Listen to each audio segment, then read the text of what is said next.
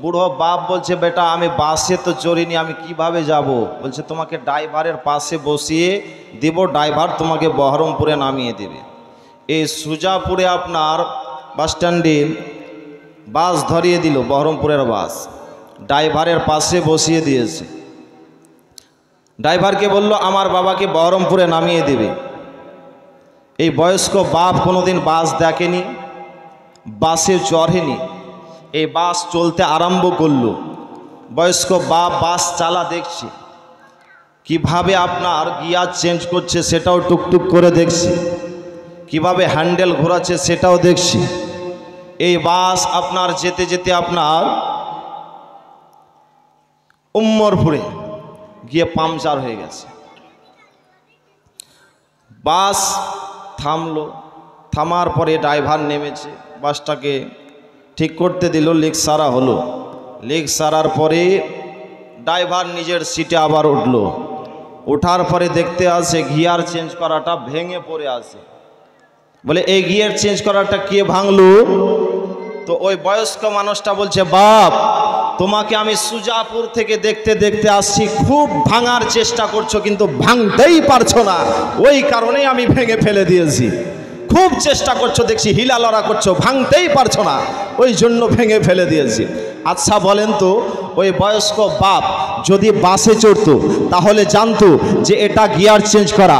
বয়স্ক বাপ যদি বাসে চড়তো তাহলে জানতো এটা হ্যান্ডেল, কিভাবে বাস চালায়। ব্রাদারি মিল্লাতে ইসলামিয়া বলার উদ্দেশ্য, ইসলামের মধ্যে পরিপূর্ণভাবে যদি ঢুকে যান নিশ্চয় আপনি হাদিস কোরআনের জ্ঞান বুঝতে পারবেন। সেটা বলুন সুবহানাল্লাহ। ব্রাদারি মিল্লাতে ইসলামের মধ্যে পরিপূর্ণভাবে ঢুকে যান। আসুন আয়াতে কারিমা তেলাওয়াত করেছি। আল্লাহ রব্বে কায়নাত কোরআন মাজিদের মধ্যে ঘোষণা করেন, কুল্লা আসআলুকুম আলাইহি আজরান ইল্লাল মাওয়াদ্দাতা ফিল কুরবা। আল্লাহ রব্বে কায়নাত বলেন, হে আবার হাবিব জানিয়ে দাও যে তোমাদের নিকটে আমি কোনো পরিশ্রম চাইছি না, চাইছি একমাত্র আহলে বায়াতের ভালোবাসা, আহলে বায়াতের মহব্বতে বলুন সুবহানাল্লাহ। ব্রাদারি মিল্লাতে ইসলামিয়া আহলে বায়াতের সঙ্গে ভালোবাসা রেখে কেউ যদি ইন্তেকাল করে তাহলে সেই ব্যক্তি তওবা করে ইন্তেকাল করলো। যেই ব্যক্তি আহলে বায়াতের সঙ্গে মহব্বত রেখে ইন্তেকাল করলো তার জন্য কবরে আল্লাহর ফারিস্তাগণ দোয়া করতে থাকবেন। সুরে বলুন সুবহানাল্লাহ। ব্রাদার আহলে বায়াতের সঙ্গে মহব্বত রাখলে কি হবে? আসুন, আহলে বায়াতের সঙ্গে মহব্বত রাখলে, পাঁচ পাঞ্জাতের সঙ্গে মহব্বত রাখলে, প্রেম রাখলে কি হবে? আসুন শুনুন। ইমামে হুসাইন রাদিয়াল্লাহু তাআলা আনহু, ইমাম হাসান হুসাইনের গতকালকে জীবনী শুনতেছিলেন যে জান্নাত থেকে দুইটা পোশাক আসলো ব্রাদার।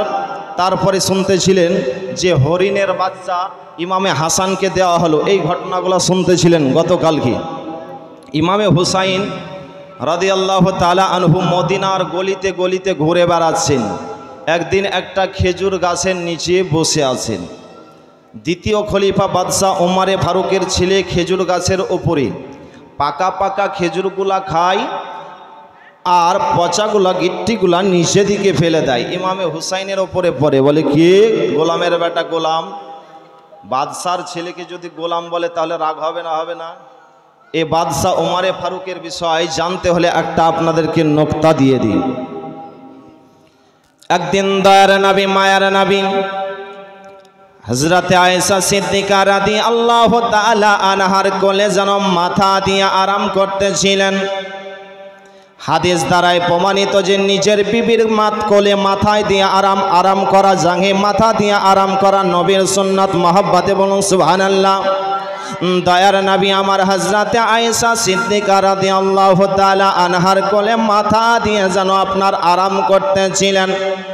নবী আমার দেখতে আছেন হযরতে আয়েশা সিদ্দিকা রাদিয়াল্লাহু তাআলা আনহা একবার আমার দিকে টুকটুক করে তাকিয়ে দেখতে আছেন, একবার যেন আসমানের তারকার দিকে তাকিয়ে তাকিয়ে দেখতে আছেন। নবী আমার জিজ্ঞাসা করেন, আয়েশা তুমি একবার আমার দিকে টুকটুক করে তাকিয়ে দেখছো, একবার আসমানের তারকার দিকে তাকিয়ে তাকিয়ে দেখছো, তোমার মনের মধ্যে কি এমন সন্দেহ জন্মেছে? নবী আমার বলতে আছেন, আয়েশা তুমি মনের মধ্যে এটাই ধারণা করেছো যে আসমানের মধ্যে যত তারকা দেখা যাচ্ছে ওই তারকার সমান কোন আপনার গোলামের বা সাহাবীর নেকি আছে?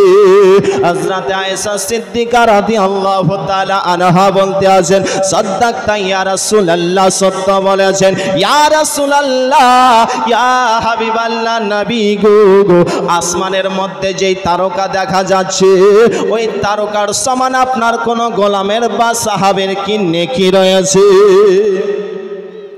নবী আমার বলতে আছেন, আয়েশা লেখো আসমানের মধ্যে যত তারকা দেখতে পাচ্ছ ওই তারকার সমান যদি কাউরির নেকি থাকে তো আমার উম্মারে ফারুকের রয়েছে। মহব্বতে বলুন হযরতে আয়েশা সিদ্দিকার মনটা যেন কেমন হয়ে গেল।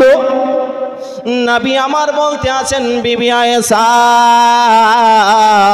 তুমি মনে মনে এটাই ধারণা করেছো যে আমার আব্বা জান হযরতে আবু বকর সিদ্দিক রাদিয়াল্লাহু তাআলা আনহুর নেকি তাহলে কোথায় গেল? বলেন সাদ্দাকতা ইয়া রাসূলুল্লাহ, সত্যবাদী নবী গো, আমার আব্বার তাহলে নেকিটা কোথায় গেল? নবী আমার বলেন, আয়েশা বাদশা ওমরে ফারুকের সমস্ত নেকি এক পাল্লাই করো আর তোমার আব্বা জানের একটা নেকি অপর পাল্লাই করো। বাদশা ওমরে ফারুকের পাল্লা হালকা হয়ে যাবে, বাদশা বা আবু বকর সিদ্দিক রাদিয়াল্লাহু তাআলা আনহুর নেকের পাল্লা ভারী হয়ে যায়। জোরে বলুন সুবহানাল্লাহ। এই বাদশা ওমরে ফারুকের বিষয় জানতে হলে আরেকটা নকতা দিয়ে দিই। যখন খলিফাতুল মসনদে ওমরে ফারুক বসেছিলেন গ্রামে গ্রামে মুরিদগণকে নিয়ে রাত্রিবেলায় আপনার পাহারা দিয়ে বেড়াতেন, রাত্রিবেলায় মুরিদগণকে নিয়ে ভক্তদেরকে নিয়ে যেন আপনার রাত্রিবেলায় ঘুরে বেড়াচ্ছেন। তিনার ছেলের একটা পাত্রী খুঁজতে আছেন যে ভালো যদি মেয়ে পাওয়া যায় তাহলে আমার মেয়ে আমার ছেলের সঙ্গে মেয়ের বিবাহ দেব। ব্রাদারি মিল্লাতে ইসলামিয়া বাদশা ওমরে ফারুক ভক্তদেরকে নিয়ে রাত্রিবেলায় যেন আপনার ঘুরে বেড়াচ্ছেন। ইতিমধ্যে একটা বাড়িতে মা বেটিতে আপনার ঝগড়া যেন করতে আসে। মা যেন বেটির সঙ্গে ঝগড়া করে। বেটি বলে, মা গো তুমি দুধের মধ্যে পানি মেল করিও না। মা বলে, বেটি রে 2 কিলো দুধে যদি কিছু পানি মেল করি মূল্যটা বেশি পাওয়া যাবে। বেটি বলে, মা গো দুধের মধ্যে যদি পানি মেল করো তাহলে আসলটা নকলে পরিণত হবে, আসলটা নকলে পরিণত হবে। মা বলছে, বেটি জোরে জোরে কথা বলিও না, বাদশা ওমরে ফারুক যদি শুনে নেয় তাহলে আমাদের ওপরে বড় বিচার করে দেবে। বেরাদারি মিল্লাতে ইসলামিয়া মা বেটিতে যেন ঝগড়া করতে আসেন। ওইদিকে বাদশা ওমরে ফারুক তিনি যেন এই ঝগড়া করাটা শুনতে পেয়েছেন। সকাল বেলায় ভক্তদেরকে বলতে আছেন, অমুক বাড়িতে চলে যাও, তার মাকে আর তার বাবাকে আমার কাছে হাজির করো। সকাল বেলায় যেন আপনার ভক্তরা ওই মায়ের বাড়ির দরজায় যেন এসে হাজির হয়ে গেছে। বলে, মাগু বাদশা ওমরে ফারুক তোমাদেরকে ডেকেছে, চলো চলো। মেয়েটা বলতে আছে, বেটি রে যেটা ভয় করছিলাম সেটাই হয়ে গেল। ও বেটি রে তোকে আর বাড়িতে আমি রাখবো না রে বেটি। বলে, কেন মা? বাদশা ওমরে ফারুক আমাকে ডেকে পাঠিয়েছি। বলে, মা গো যাও যাও তোমার উপকার হবে। বলে, কি উপকার? বলে, যাও কমসে কম দুধে পানি দেওয়াটা তো বন্ধ হবে। জোরে বলুন, দুধে পানি দেওয়াটা তো বন্ধ হবে। মেয়েটা যেন চলে গেল। বাদশা ওমরে ফারুকের দরবারে হাজির হওয়ার পরে বলতে আছেন, হুজুর গো আর কোনোদিন আমি দুধে পানি মেল করব না। বাদশাহ ওমরে ফারুক বলতে আছেন, তুমি দুধে পানি দাও চাহে না দাও, তোমার মেয়েটা আমার পছন্দ হয়েছে। এই রকম সৎ মেয়ে খুঁজছিলাম আমার ছেলের সঙ্গে বিবাহ দেওয়ার জন্য। জোরে বলুন সুবহানাল্লাহ। এইরকম সৎ মেয়ে খুঁজছিলাম আমার ছেলের সঙ্গে বিবাহ দেওয়ার জন্য। বাড়িতে দেখবেন মা যদি ভালো হয় বেটি অন্যরকম, বেটি যদি ভালো হয় মা অন্যরকম। ব্রাদার বুঝে গেলেন বাদশাহ ওমরে ফারুকের ছেলে গাছের উপরে আব্দুল্লাহ পাকা পাকা খেজুরগুলা খায় আর গিট্টিগুলা নিচে দিকে ফেলে দেয়। ইমামে হুসাইন নিচে বসে আছেন। বলে কে রে গোলামের বেটা? গোলাম, আমার গোলাম, আমার নানার গোলাম। বাদশার ছেলে রাগ যে, হুসাইন আমাকে গোলাম বললে? বলে নাম, নাম মানে হচ্ছে হ্যাঁ। বেরাদারি মিল্লাতে ইসলামিয়া বাদশাহ ওমরে ফারুকের ছেলে আব্দুল্লাহ গাছ থেকে নামলো। নামার পরে বাবার কাছে এসেছে। আসার পরে বলে আব্বা গো, ইমামে হুসাইন আমাকে গোলাম বলেছে। ওমরে ফারুক বলতে আছে, বেটা এটা মৌখিক বলেছে না লিখিত দিয়েছে? বলে মৌখিক বলেছে। ওমরে ফারুক বলতে আছেন, যাও এটা লিখিত করে আনো হুসাইনের কাছ থেকে। আর কেন বলেছে তার জন্য মদিনা শরীফে বিচার করব। বেরাদার বাদশাহ ওমরে ফারুকের ছেলে হুসাইনের কাছে আসার পরে বলে, হুসাইন তুমি যে আমাকে গোলাম বলেছো, তোমার নানার গোলাম বলেছো, তুমি বলেছো তোমার 14 খানদান আমার গোলাম, এইটা তুমি লিখে দাও খাতার মধ্যে। বলে দাও, খাতা দাও, কলম দাও। ইমামে হুসাইন যেন আপনার খাতার মধ্যে লিখে দিলেন আমার গোলাম, আমার নানার গোলাম। লিখে দেওয়ার পরে বাদশাহ ওমরে ফারুকের ছেলে খাতাটা নিয়ে আসার পরে বলে, আব্বা জান এই দেখেন ইমামে হুসাইন লিখে দিয়েছে। ওমরে ফারুক বলতে আছে, বেলালকে ডাকো। বেলালকে ডাকা হলো। বেলাল যাও গোটা মদিনা শরীফে এলান করে দাও যে ইমামে হুসাইনের বিচার করা হবে। ইমামে হুসাইনকে খবর দিয়ে দাও যে তোমার বিচার করা হবে, তুমি কেন গোলামের বেটা গোলাম বলেছো। গোটা মদিনা শরীফে হযরতে বেলাল এলান করে দিলেন যে হুসাইনের আপনার বিচার হবে। মদিনা শরীফের মানুষেরা চিন্তায় চিন্তিত হয়ে গেছে যে কে এমন দুনিয়াতে জন্মেছে হুসাইনের বিচার করনে আলা। আমার নবী তো বলেছেন, হুসাইন মিন্নি ওয়া আনা মিনাল হুসাইন। হুসাইন হচ্ছে আমার থেকে, আমি হচ্ছি হুসাইন থেকে। যারা হুসাইনের বিচার করলো তারা নবীর বিচার করলো। যারা হুসাইনকে ভালোবাসলো নবীকে ভালোবাসলো। কে এমন পৃথিবীতে জন্মেছে যে হুসাইনের বিচার করবে গো? ব্রাদারি মিল্লাতে ইসলামিয়া এলান করে দেওয়া হলো যে হুসাইনের আপনার বিচার করা হবে। ওইদিকে আব্দুল্লাহ আব্বা জানের কাছে দাঁড়িয়ে রয়েছেন। বলে আব্বা গো, হুসাইন কখন আসবে তার বিচার করব। রাস্তা দেখতে আসেন। ওমরে ফারুক তিনিও যেন রাস্তা দেখতে আসেন, হুসাইন কখন আসবে। বাদশাহ ওমরে ফারুকের ছেলে আব্দুল্লাহ বলতে আছেন, আব্বা গো হুসাইন হয়তো ভয়ে আসবে না। বাদশাহ ওমরে ফারুক বলতে আছে, বেটা মুখ সামলিয়ে কথা বলো। যারা নবীর ঘরের সন্তান হয় তারা কখনো মিথ্যা কথা বলে না। তো অবশ্যই এই জায়গাতে হাজির হবে। রাস্তা দেখতে আসেন। ওইদিকে আব্দুল্লাহ বাবার দিকে দেখে, ওমরে ফারুক রাস্তা হুসাইনের দেখে যে কখন এই জায়গাতে আসবে। এক পা করে হুসাইন বাদশাহ ওমরে ফারুকের দরবারে এসে হাজির হয়ে গেছে। বাদশাহ ওমরে ফারুক বসেছিলেন।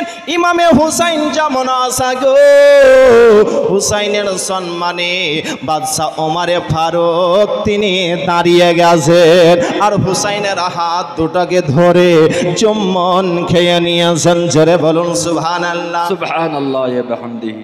ব্রাদারি মিল্লাতে ইসলামিয়া বাদশাহ উমারে ফারুক বলতে আছেন হুসাইন আমার মসনদে বসে যান, গদিতে বসে যান। বাদশাহ উমারে ফারুকের ছেলে আব্দুল্লাহ বলতে আছে আব্বা গো এটা হচ্ছে তো হচ্ছে কি, আপনি বিচার করবেন আর আসামিকে চেয়ারের মধ্যে বসিয়ে দিলেন, গদির মধ্যে বসিয়ে দিলেন। বলে বেটা তুমি ছোট আছে বুঝবে না রে, যারা নবীর ঘরের নাতি হয় তাদের সম্মান উঁচু হয়। জোরে বলুন সুবহানাল্লাহ। ব্রাদার মিল্লাতে ইসলামিয়া উমারে ফারুক বলতে আছেন হুজুর গো আপনি যে খাতার মধ্যে লিখে দিয়েছেন আমার গোলাম আমার নানার গোলাম তোর 14 খানদান গোলাম, এর একটু মানেটা বলে দেন, এর একটা তাহরিকটা বলে দেন। আমার ইমামে হুসাইন মদিনা শরীফের মানবগণেদেরকে বলে তোমরা সাক্ষী থেকে যাও, তোমরা গোয়া থেকে যাও। আমি বলেছিলাম যে আমার গোলাম, যারা আমার গোলাম হয়ে যায় তারা নবীর গোলাম হয়ে যায়, যারা নবীর গোলাম হয়ে যায় তাদের জন্য জান্নাতের রাস্তা পরিষ্কার হয়ে যায়। সুবহানাল্লাহ সুবহানাল্লাহ। ব্রাদারি মিল্লাতে ইসলামিয়া উমারে ফারুক বলতে আছে বেটা রে এই কাগজটাকে একটু তুমি ল্যামিনেশন করে রাখো, তোমার আগে যদি আমার ইন্তেকাল হয়ে যায় রে বেটা তাহলে তুমি আমার কাফনের মধ্যে এই লেখাটা ভরে দেবে, যখন কবরের মধ্যে আমাকে সওয়াল করবে তখন আমি এই লেখাটা দেখিয়ে দেব। যারা ইমামে হুসাইনের গোলাম হয় তাদের জন্য জান্নাতের রাস্তা পরিষ্কার হয়ে যায়। বুঝতে পারলেন ইমামে হুসাইনকে ভালোবাসলে কি লাভ আছে? বাবজি ভাইরা কত সুন্দর মেহফিল সাজিয়েছেন, 5 পাঞ্জাতনের মেহফিল সাজিয়েছেন, ইমাম হাসান হুসাইনের স্মরণে এই মেহফিল সাজিয়েছেন, আপনারা ভাগ্যবান। ব্রাদার মিল্লাতে ইসলামিয়া ইমাম হাসান হুসাইন 2 ভাই অজু করে মসজিদে বসে রয়েছেন। কত মানুষ আসে আর যায় অজু করে, ইমামে হুসাইন একটা মানুষের অজু করা দেখছেন। ইমাম হাসান হুসাইন তিনারা 2 ভাইয়ে মানুষের অজু করা দেখছেন। কোনো আল্লাহওয়ালা ব্যক্তি যদি আপনাদের গ্রামে আসেন, এসে যদি আপনার অজু করা দেখেন, যদি মহব্বত থাকে হুজুরের সঙ্গে তাহলে হয়তো ভয়ে কাঁপবেন যে হয়তো আমার উজুতে হয়তো ভুল হয়ে যেতে পারে। ইমাম হাসান হুসাইন তিনারা 2 ভাই যেন আপনার কত মানুষ আসে কত মানুষ যায় অজু করা দেখতে আসেন। এক ব্যক্তিকে বলতে আছেন চাচা গো আপনি যে অজু করলেন তো মনে হচ্ছে আমাদের অজুতে ভুল হয়ে গেছে, আপনি যে অজু করলেন একটু অন্য রকম লাগলো, মনে হচ্ছে আমাদের অজুর মধ্যে ভুল হয়ে গেছে। আমরা 2 ভাইয়ের মধ্যে একজন অজু করছি, যদি আমাদের অজুর মধ্যে ভুল হয়ে যায় তাহলে আপনি একটু ধরিয়ে দেবেন। ওই মানুষটা বলতে আসেন সারা বিশ্বের মানুষের ভুল হতে পারে কিন্তু তোমাদের ভুল কখনো হতে পারে না, কারণ তোমাদের ঘর থেকে হাকিকাত তৈরি হয়, তোমাদের ঘর থেকে মারিফাত তৈরি হয়। জোরে বলুন সুবহানাল্লাহ। ইমাম হাসান হুসাইন বলে চাচা গো একবার অনুমতি দেন না, তবু একবার আমরা অজু করি। ইমামে হুসাইন তিনি অজু করতে আরম্ভ করলেন, অজু শেষ হয়ে গেল। ওই বয়স্ক মানুষটা বলতে আছে হুসাইন আমার অজুর মধ্যে ভুল হয়ে গেছে, আমারই অজুর মধ্যে ভুল হয়ে গেছে। আচ্ছা বলেন তো ইমাম হুসাইন মানুষটাকে শিক্ষা দিলেন না শিক্ষা নিলেন? শিক্ষা দিলেন। আজকাল যদি মসজিদে অজু করে বাইচান্স যদি হয়তো একটু গুড্ডাটা ভিজলো না তো এমনভাবে আমরা বলি কিভাবে উজু করছো, তোমার যে পাটা ভিজেনি, ওই রকম রাগী মানুষ যদি হয়তো বলবে ভিজেনি তো ভিজেনি।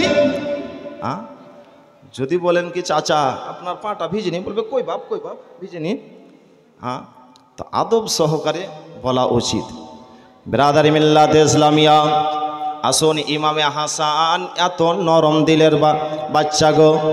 ইমামে হাসান রাদিয়াল্লাহু তাআলা আনহু মদিনা শরীফের গলিতে যদি হাঁটতেন মদিনা শরীফের নারীরা বলতো, ও হাসান আমাকে বিয়ে করো, আমাকে বিয়ে করো।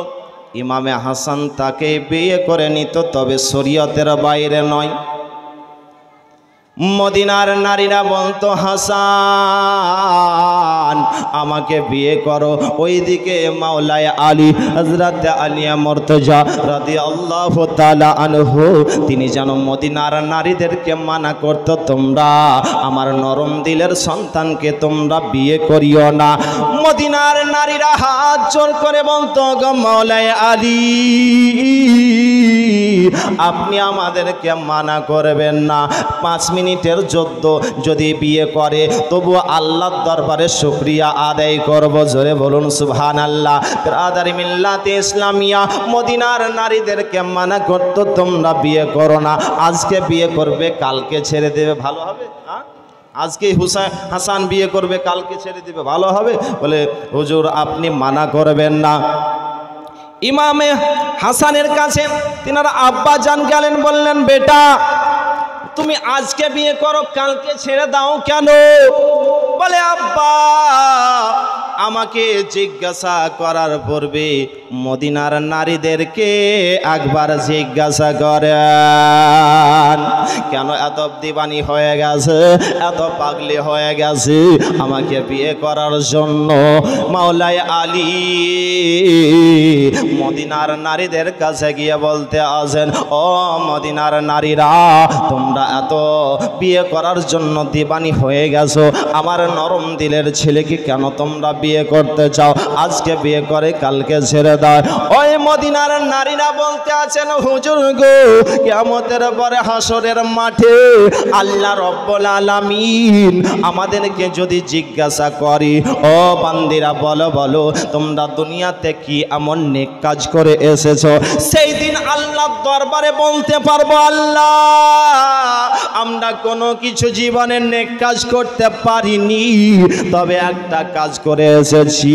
আল্লাহ যিনি জান্নাতি রানীদের সর্দারিনী হবে তিনার ঘরের বৌমা হয়ে এসেছি। জোরে বলুন, যিনি জান্নাতি রানীদের সর্দারিনী হবে তিনার ঘরের বৌমা হয়ে এসেছি। আমার শাশুড়ি মা তো হবে জান্নাতি রানীদের সর্দারিনী, আমার স্বামী হবে জান্নাতি যুবকদের সর্দার, আমার নানা হবেন জান্নাতের মালিক ও মুক্তার মহব্বতে। বলুন সুবহানাল্লাহ। মাওলায় আলী ইমামে হাসানের কাছে গেলেন, যাওয়ার পরে বলতে আছেন, বেটা তুমি আজকে বিয়ে করো কালকে ছেড়ে দাও কেন? বলো বলো। ইমামে হাসান বলতে আছেন, আব্বা জান আমার নানা জানের উম্মতগণকে আমি জান্নাতের টিকিট বিতরণ করছি। জান্নাতের টিকিট বিতরণ করছি। আপনিও যদি বলেন ইমামে হাসান বিয়ে করেছিল ছেড়েছিল, আমিও বিয়ে করবো ছাড়বো, বিয়ে করেন আর ছাড়েন, দেখেন কত থানাতে নোটিশ পড়ছে আর খিচড়ি খাওয়ার জন্য কেমন দাওয়াত পড়ছে। জান্নাতের টিকিট তো দূরের কথা, সাপ্তাহিক পিটুন আপনাকে খেতে হবে। ব্রাদার মিল্লাতে ইসলামিয়া এই ইমামে হাসান রাদিয়াল্লাহু তাআলা আনহু উঠতে বসতে চলতে ফিরতে বড় হতে আরম্ভ হলেন। তিনার আব্বা যখন শহীদ বরণ করে গেলেন তারপরে তিনি খলিফাতুল মসনদে বসেছিলেন, মাত্র 6 মাস ছিলেন। কিছু শর্তের বিনিময়ে আমিরে মুআবিয়া রাদিয়াল্লাহু তাআলা আনহু কি তিনি যেন খলিফাতুল মসনদে বসিয়েছিলেন। ব্রাদার মিল্লাতে ইসলামিয়া এই আমিরে মুআবিয়ার ছেলের নাম কি জানা আছে? ইয়াজিদ। এজিদের গঠনটা কেমন গো? একটা বস্তার মধ্যে যদি চালা কাঠকে ভরেন, ভরার পরে দেখবেন বস্তাটা উঁচু নিচু হয়ে থাকে। এজিদের শরীরের গঠনটা ওই রকম ছিল, উঁচু নিচু। ব্রাদার মিল্লাতে ইসলামিয়া এজিদকে উল্টো একটা যুক্তি দিল মারওয়ান, যে এজিদ তুমি যদি ইমামে হাসানকে শেষ করে দিতে পারো তাহলে ধন সম্পদ তোমার হয়ে যাবে। লোভী মানুষ তো এজিদ। ব্রাদার মিল্লাতে ইসলামিয়া এজিদকে উল্টো যুক্তি দিল মারওয়ান। যে ইমামে হাসানকে যদি শেষ করে দিতে পারো তাহলে সমস্ত ধন সম্পদ তোমার হয়ে যাবে। ব্রাদার মিল্লাতে ইসলামিয়া এবার শুরু হলো গো যে এই ইমামে হাসানকে কিভাবে শেষ করা যায়। ব্রাদার মিল্লাতে ইসলামিয়া মধুর সঙ্গে বিষ মিশিয়ে দিল, মধুর সঙ্গে বিষ মিশিয়ে দিল। বিষ মিশিয়ে দিয়ে ইমামে হাসানকে আপনার যেন দিয়ে দিল গো। ব্রাদার মিল্লাতে ইসলামিয়া ইমামে হাসান যেন মধুপান করলেন। ব্রাদার যখন এই বিষ দেওয়া হয়েছে, ইমামে হাসান কি করলেন? নবীর রওজায় গেলেন। নবীর রওজায় গিয়ে ইমামে হাসান তিনি যেন আল্লাহর কাছে যেন দোয়া চাইলেন, নবীর ওসিলা চাইয়ে দিয়ে আপনার দোয়া চাইলেন যেন আপনার বিষ আপনার পানি হয়ে গেল। জোরে বলুন সুবহানাল্লাহ। আবার আসলেন, আবার যেন বিষ দিতে শুরু করলো। বেরাদার কখনো খেজুরের সঙ্গে আপনার বিষ মিশিয়ে দেয়। আবার যেন নবীর রওজায় গেলেন, নানার রওজায় গিয়ে দোয়া চাইলেন, বিষ পানি হয়ে গেল। কখনো শরবতে আপনার বিষ দেয়, কখনো হালুয়ার মধ্যে আপনার বিষ দেয়। 5 বার বিষ দেওয়া হলো। নবীর রওজায় গেলেন, আপনার বিষ যেন পানি হয়ে গেল। ইমামে হাসান তিনি ব্যবসাতে গেলেন, ব্যবসা থেকে ফিরে আসলেন, এজিদ যুক্তি করলো জয়বার বিষ দিচ্ছি, বিষ যেন পানি হয়ে যাচ্ছে। এবার যেন একটা শক্ত ধরনের কঠিন ধরনের বিষ দিতে হবে, যেন বিষ যাওয়ার সঙ্গে সঙ্গে তার যেন শরীর কেটে যায়, আতরে যেন কেটে যায়। ব্রাদার মিল্লাতে ইসলামিয়া একটা মেয়ে মানুষকে বলল, তুমি ঝুঁটির মধ্যে চুলের খোপার মধ্যে এই বিষটা নিয়ে নাও আর ইমামে হাসানের বাড়ির চারিপাশে ঘোরাঘুরি করো। যখন রাত্রিবেলায় ঘুমিয়ে যাবে ওই সময়তে তুমি কোনো একটা জিনিসের মধ্যে বিষটা দিয়ে দিবে, রূপগন্ধে জহর বিষ। ব্রাদার মিল্লাতে ইসলামিয়া ওই মেয়েটা আপনার ঝুঁটির মধ্যে চুলের খোপার মধ্যে বিষটা আপনার নিয়ে নিয়েছে। বিষ নিয়ে আপনার যেন বাড়ির আশেপাশে ঘোরাফেরা করতে আসে গো। বাড়ির আশেপাশে ঘোরাফেরা করে যখন ঘুমিয়ে যাবে ওই সময়তে আমি গিয়ে বিষটা দিয়ে দেব। ওইদিকে ইমামে হাসানের বড় বিবি আবুল কাসেমের মা বলতে আছেন তিনার ছোট বুবু, বলে বুবু রে বোন রে, আজকে আমি নবীর রওজাতে যাব, নবীর রওজায় গিয়ে আমি আমার স্বামীর জন্য একটু দোয়া করব, আমার স্বামী যেন সুস্থ থাকে।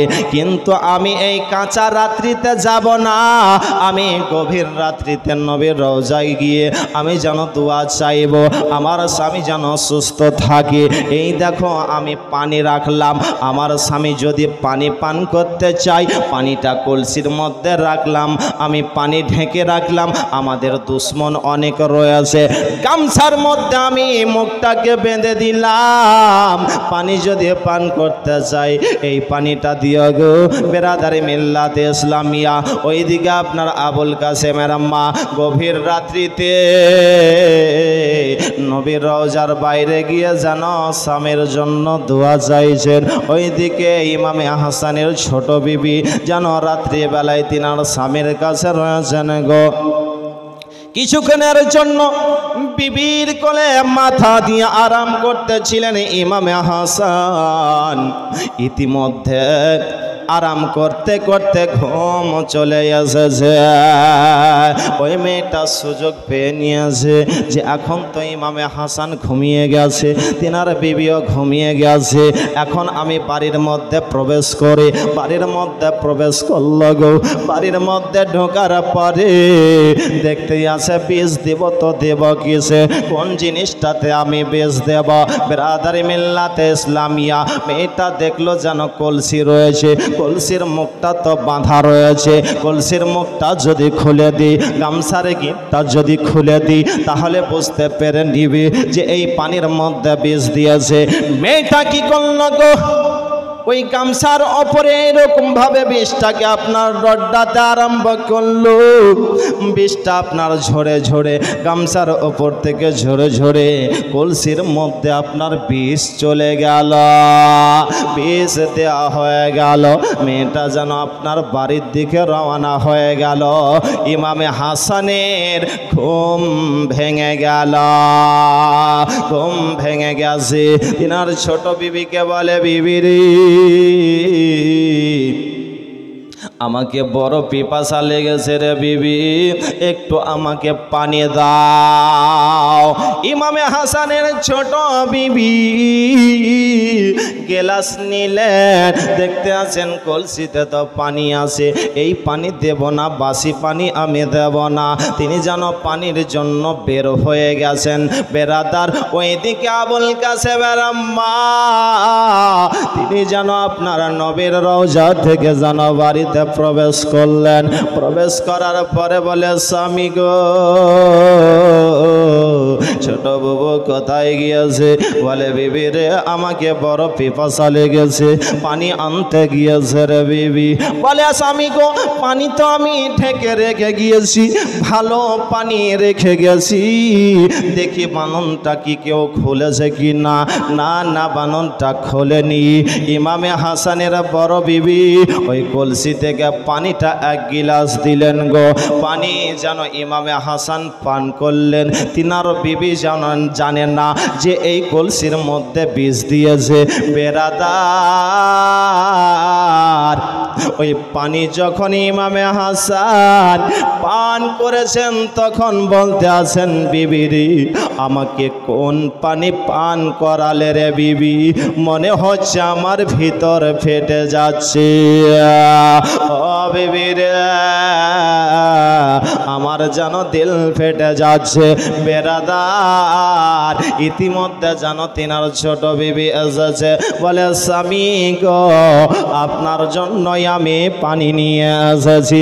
বলে, বিবি রে, আর পানি আমি পান করব না। ও বিবি, সেলেব চেটে নিয়ে আসো রে বিবি, মনে হচ্ছে যেন আমার বমি হবে, মনে হচ্ছে যেন আমার উল্টি হবে। বেরাদার ওইদিকে ইমামে হোসাইনকে ডাকা হলো। ইমামে হোসাইন আসলেন গো। বলে, ভাই, কেন তুমি কান্না করতে আসো গো? বলে, ভাই রে, মনে হচ্ছে আর আমি দুনিয়াতে বাঁচব না রে ভাই। সেলেবচিটা কাছিয়ে দেওয়া হলো। সেলেবচি কাছিয়ে দেওয়ার পরে আমার ইমামে হাসান তিনি যেন উল্টি করছেন গো। তো শুধু কলেজা কেটে কেটে বের হচ্ছে। বেরাদার ইমামে হাসান বলতে আছেন, ভাই হোসাইন, আমি রাত্রিবেলায় ঘুমিয়েছিলাম গো। রাত্রিবেলায় ঘুমিয়ে থাকার সময় আমি একটা স্বপ্ন দেখেছি রে ভাই। বলে, কি স্বপ্ন দেখেছো রে ভাই? একটু দয়া করে বলো। ইমামে হাসান বলতে আছেন, দাদা গো, এই কপালের নিচে চোখের ওপরে লেখা রয়েছে কুল হুয়াল্লাহু আহাদ। ইমামে হুসাইন বলতে আছেন, ভাই রে, তুমি তো স্বপ্ন ভালোই দেখেছো, তবে এর মানে জানতে হবে, এর তাহানিকটা জানতে হবে। কার কাছে জিজ্ঞাসা করবেন গো? বিরাদারি মিল্লাতে ইসলামিয়া একজন আল্লাহর নবীর সাহাবী সাইদ ইবনে মুসাইর, তিনার কাছে আপনারা গিয়া হাজির হলেন ইমামে হুসাইন। ইমামে হাসানকে সঙ্গে করে নিয়ে সাইদ ইবনে মুসাইদের কাছে হাজির হলেন। হাজির হওয়ার পরে বলে, হুজুর গো, আজকে আমার ভাই রাত্রিবেলায় ঘুমিয়েছিল, রাত্রিবেলায় এই স্বপ্ন দেখেছে যে কপালের নিচে চোখের উপরে কুল হুয়াল্লাহু আহাদ লেখা রয়েছে। এর মানেটা একটু বলে দেন, এর তাহানিকটা একটু বলে দেন। সাইদ ইবনে মুসাইব বলতে আছেন, হুসাইন, যাদের কপালের মধ্যে কুল হুয়াল্লাহু আহাদ লেখা ওঠে তারা আর বেশিক্ষণ বাঁচে না। ও হুসাইন, যদি হাসান খেতে চাই খাওয়িয়ে দাও, যদি কাউরের সঙ্গে কথাবার্তা বলতে চাই কথাবার্তা বলিয়া দাও। ব্রাদারি মিল্লাতে ইসলামিয়া ইমামে হুসাইন তিনি যেন অঝর নয়নে ক্রন্দন করতে আসি, বলে ভাই রে তুমি কোন স্বপ্ন দেখলে রে ভাই? বেরাদার ইমামে হাসান যেন ক্রন্দন করতে আসেন। ইমামে হাসান বলল আমার বেটাকে ডাকো। আবুল কাসেমকে ডাকা হলো। আবুল কাসেম বেটা রে, আর আমি বাঁচব না রে বেটা, তবে শোনো রে বেটা, তোমার চাচা যদি কোনোদিন বিপদে পড়া যায় চাচার সঙ্গে দিও, তোমার চাচার সঙ্গে থাকিও। আমার নানা বলতেন যার বাবা নাই কেউ যদি চাচার সহযোগিতা করে, চাচার সঙ্গে দেয়, সে বাবার সম্মান করলো। যার মা জগতে নাই সে যদি খালার সম্মান করে সে মায়ের সম্মান করল। ও বেটা আবুল কাসিম, তোমার চাচা যদি বিপদে পড়ে যায় সঙ্গে দিও রে বেটা। বেরাদার ইমামে হাসান জানো কন্দন করতে আছেন, বিবির সঙ্গে কথাবার্তা বলতে আছেন। হুসাইন বলতে আছেন ভাই গুগু আর কিছু কি আপনি বলবেন? বলে শোনো রে ভাই, আমি শহীদ বরণ করে যাওয়ার পরে আমার কবরটা নানা জানের পাশে বানিয়ে দিও। ডান পাশে হযরতে আবু বকর রয়েছেন, বাম পাশে ওমরে ফারুক, তারপরে একটা ফাঁকা জায়গা রয়েছে, ওই জায়গাতে আমার কবরটা বানিয়ে দিও। ওই জায়গাতে যদি কবর বানাতে গিয়ে শুকনো ঝগড়া হয়ে যায় তাহলে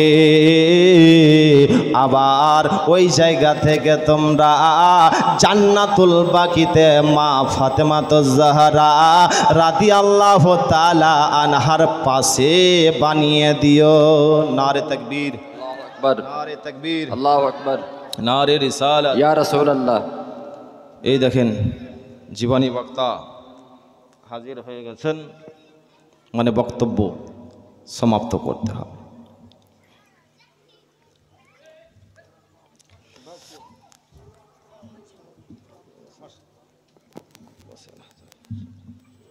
ব্রাদার বক্তব্য সমাপ্ত করে দিই, ঘটনাটা বলি। ব্রাদার মিল্লাতে ইসলামিয়া ইমামে হাসান ইমামে হুসাইনকে এই কথা বললেন যে ভাই যদি নানা জানের পাশে কবরটা বানাতে গিয়ে যদি শুকনো ঝগড়া হয়ে যায় তাহলে জান্নাতুল বাকিতে আমার কবরটা বানিয়ে দিও। ব্রাদার মিল্লাতে ইসলামিয়া এই কথাবার্তা বলতে বলতে কলমায়ে তাইয়্যিবা পাঠ করতে আরম্ভ করলেন। ইমামে হাসান বললেন লা ইলাহা ইল্লাল্লাহ মুহাম্মাদুর রাসূলুল্লাহ। ইমামে হাসান আপনার শহীদ বরণ করলেন। ইমামে হাসান শহীদ বরণ করলেন। ওইদিকে ইমামে হুসাইন হযরত আয়েশা সিদ্দিকা রাদিয়াল্লাহু তাআলা আনহার কাছে গেলেন, বলেন নানি গো আমার ভাই ইমামে হাসান শহীদ বরণ করেছেন, নানি গো নানি যেন আপনার দোয়া করলেন। বলেন নানি গো আমার ভাইয়ের কবরটা কোন জায়গাতে বানাবো? বলেন নানা তোমার নানা জান তোমাদেরকে বেশি ভালোবাসতো, তোমার নানা জানের পাশে বানিয়ে দাও। ওই জায়গা থেকে চলে আসছেন। ইতিমধ্যে একজন সাহাবীর সঙ্গে দেখা হলো। বলে হুসাইন কোথায় গিয়েছিলে গো বলো বলো?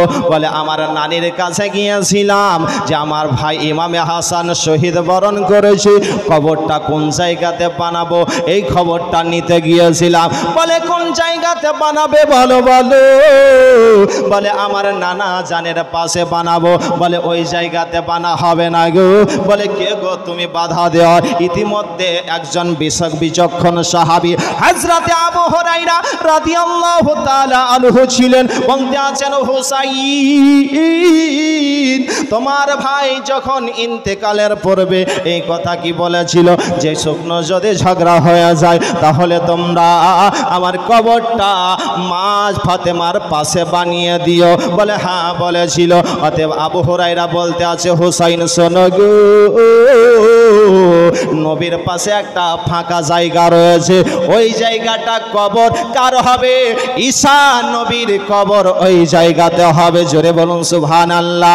অতএব যাও জান্নাতুল বাকিতে মা ফাতেমাতুজ জাহরা রাদিয়াল্লাহু তাআলা আনহার পাশে বানিয়ে দাও। ব্রাদারি মিল্লাতে ইসলামিয়া আসলেন, এবার জানাজা পড়লেন। জানাজা পড়ার পরে কিছু মুনাফিকও থাকে, বলছে হাসান তোমরা বলো যে যারা শহীদ বরণ করে যায় তারা জিন্দা, মৃত্যু নয়, তো ওই কথা কেন বলো না? এই কথা বলার সঙ্গে সঙ্গে ইমামে হাসান ওই খাট থেকে উঠে ওই মুনাফিকের গলায় একটা থাপ্পড় মেরেছে, বাপরে মারে করে চিল্লাতে আরম্ভ করেছে। তখন বলছে কেন চিল্লাছো? বলে ইমামে হাসান আমাকে মেরে দিয়েছে। হ্যাঁ, তো বলতে আছে যে তুমি যে বলতেছিলে যে যারা আল্লাহর রাস্তায় শহীদ হয় তারা জিন্দা নাই মুর্দা, তা আমার ভাই জিন্দা না মুর্দা আজকে তোমাকে দেখিয়ে দিল। জোরে বলুন বিরাদারি মিল্লাতে ইসলামিয়া। তো বক্তব্য আর লম্বা চড়া হবে না, আবার কালকে এখান থেকে আবার শুনতে পাবেন। একবার দরুদ শরীফ পাঠ করেন। আল্লাহুম্মা সাল্লি আলা সাইয়্যিদিনা মাওলানা মুহাম্মাদ ওয়া আলা আলি সাইয়্যিদিনা মাওলানা।